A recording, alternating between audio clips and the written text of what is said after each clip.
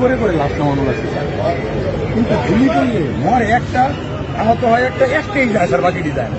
কোটা সংস্কার আন্দোলনকে ঘিরে শিক্ষার্থী সহ আন্দোলনকারীদের উপর গুলি চালিয়েছিল পুলিশ। এই ঘটনাকে কেন্দ্র করে আন্দোলনের মুখে গত 5ই আগস্ট প্রধানমন্ত্রী পদ থেকে পদত্যাগ করে শেখ হাসিনা। তবে এতদিন পর পুলিশের গুলি করা নিয়ে একটি ভিডিও সামাজিক যোগাযোগ মাধ্যমে ভাইরাল হয়েছে। ভিডিওটিতে দেখা যাচ্ছে পুলিশের গুলি করার বিষয়টি সাবেক স্বরাষ্ট্রমন্ত্রী আসাদুজ্জামান খানকে জানাচ্ছেন ঢাকা মেট্রোপলিটন পুলিশের এক সদস্য। নেমপ্লেটে দেখা গেছে ওই পুলিশ সদস্যের নাম ইকবাল। ওই পুলিশ সদস্যর হাতে মোবাইলে একটি ভিডিও চলছিল। সেই ভিডিওটি মনোযোগ দিয়ে দেখছিলেন আসাদুজ্জামান খান কামাল। এই সময় ওই পুলিশ সদস্য সাবেক স্বরাষ্ট্রমন্ত্রীকে উদ্দেশ্য করে বলে, গুলি করে করে লাশ নামানো লাগে স্যার, গুলি করি মরে একটা, আহত একটা, বাকিগুলা যায় না স্যার। বিস্তারিত অর্ধ খবরের প্রতিবেদনে দেখে আসি। গুলি করে করে লাশ নামানো লাগছে স্যার, কিন্তু গুলি করলে মরে একটা, আহত হয় একটা, একটাই যায় স্যার, বাকিটি যায় না।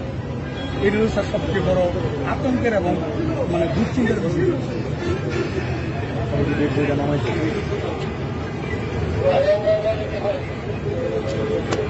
কত মোটা মোটা ওষুধ দিয়ে আছে, কোমরের বেল্ট ছিল আর নিচে প্যান্ট ছিল, পুলিশ পুলিশ হয়ে মোটর সাইকেল দেখে ব্যাগে কাপড় রয়েছে, একটু দিয়ে একটু দিয়ে কারণে স্যার মারছে।